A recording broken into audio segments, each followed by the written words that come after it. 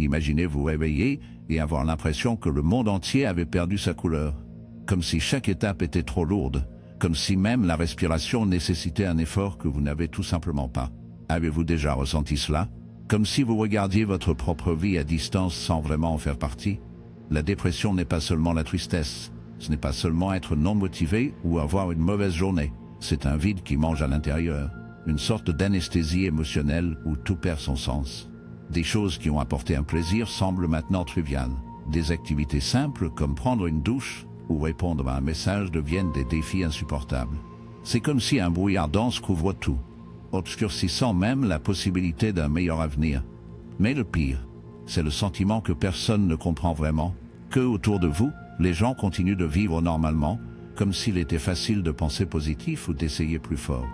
Mais vous avez essayé de toutes les manières pour vous en sortir, et au fond, vous avez l'impression d'échouer, comme si le problème était vous. Mais voici la vérité, le problème n'est pas vous. La dépression est réelle. Ce n'est pas la paresse. Ce n'est pas une faiblesse. Ce n'est pas un manque de volonté.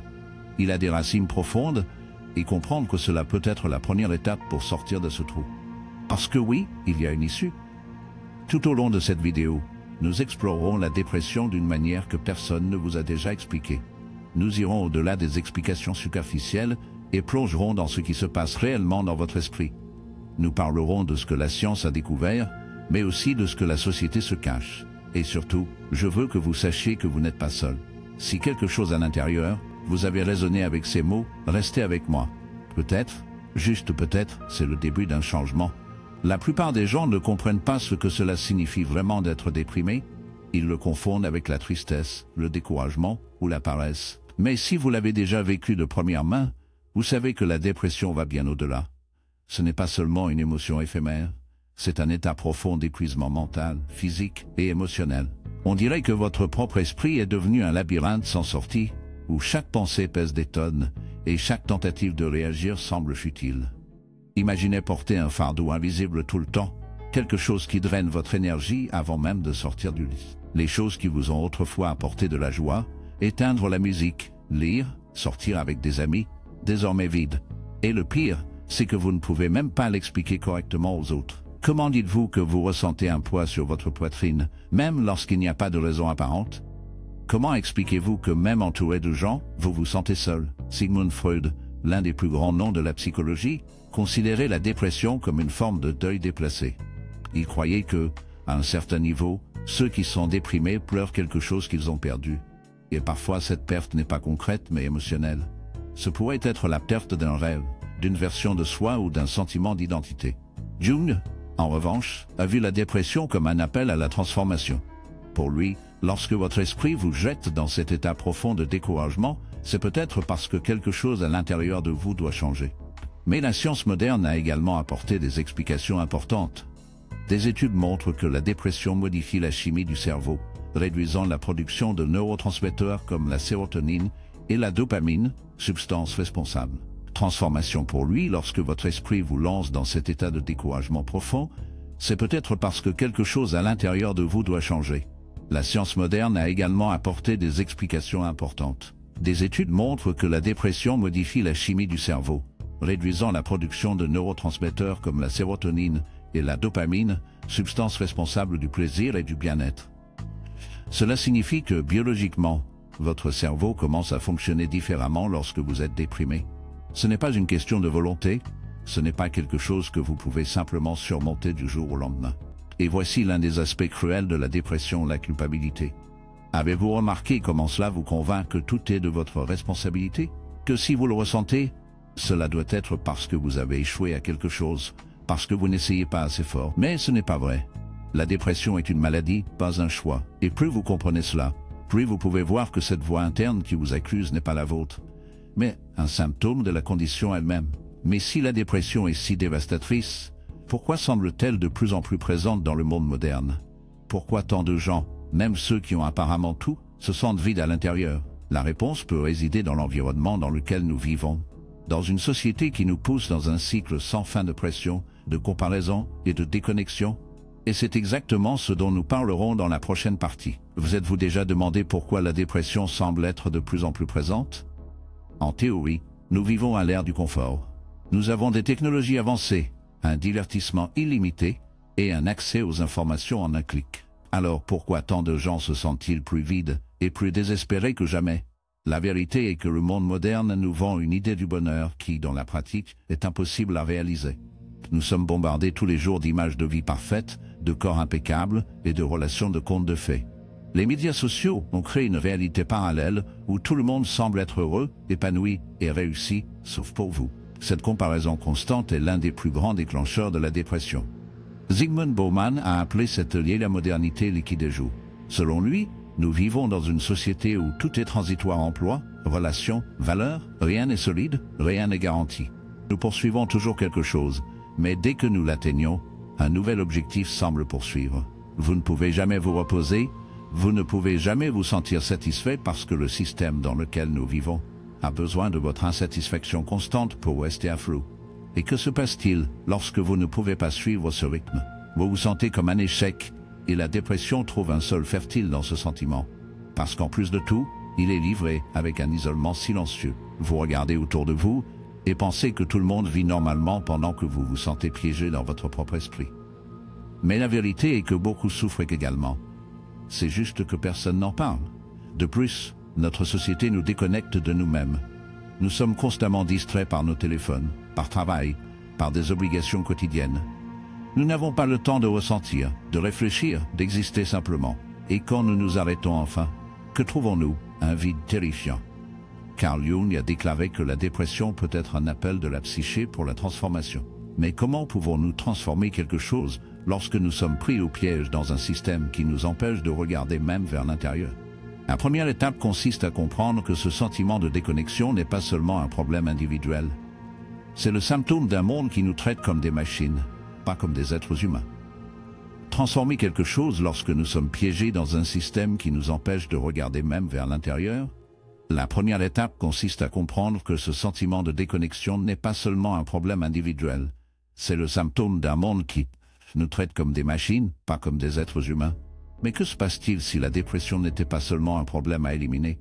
Et si, au lieu de simplement fuir, nous avons essayé de comprendre ce qu'il a à nous dire? Y a-t-il un message caché derrière cette souffrance?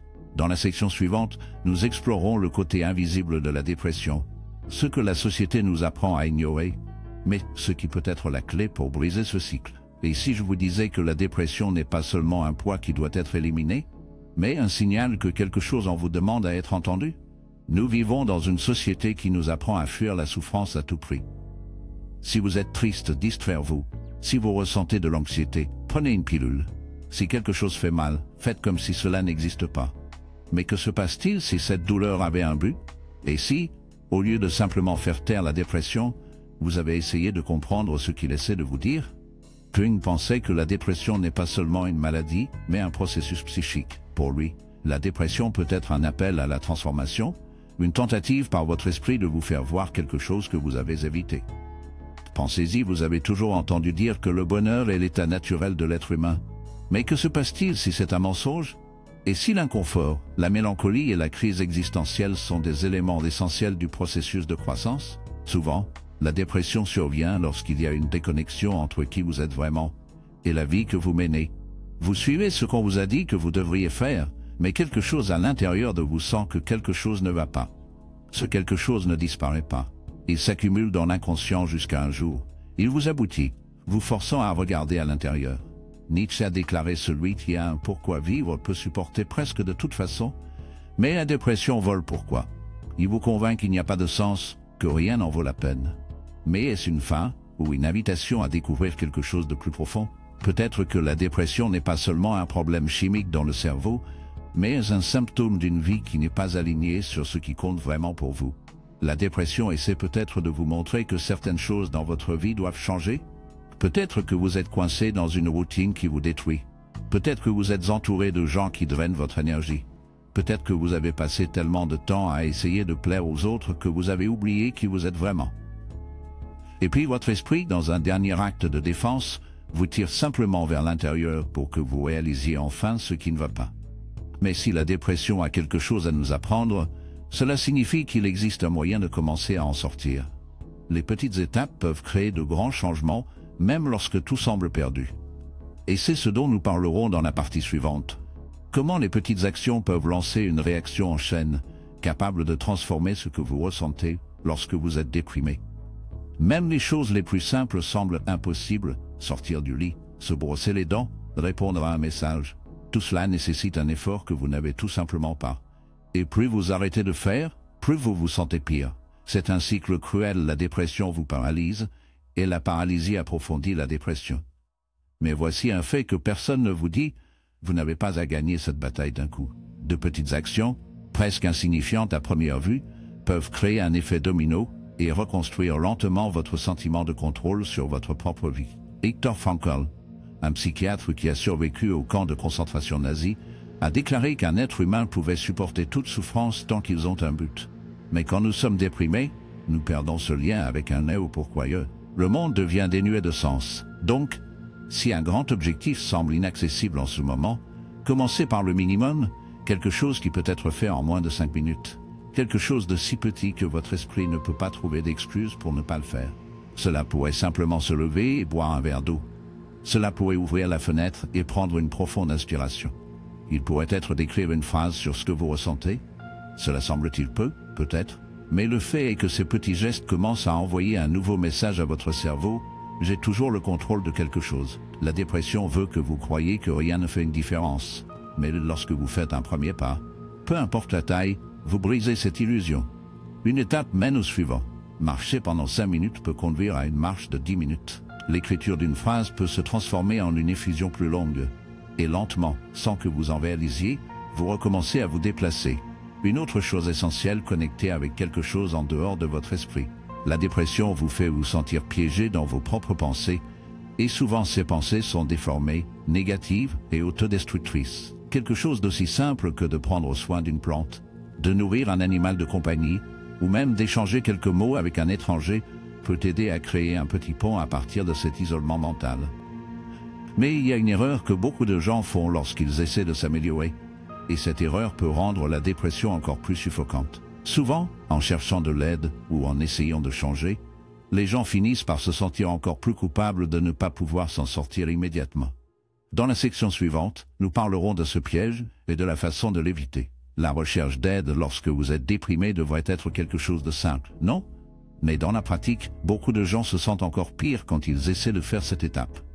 En effet, il y a une idée fausse importante dans la façon dont la société considère la récupération de la dépression. Le monde vous dit de demander de l'aide et tout ira mieux. Mais que se passe-t-il lorsque vous faites cela et que vous ne vous sentez toujours pas bien? Que se passe-t-il lorsque vous prenez le médicament, allez en thérapie, essayez de changer votre routine, et pourtant la dépression est toujours là?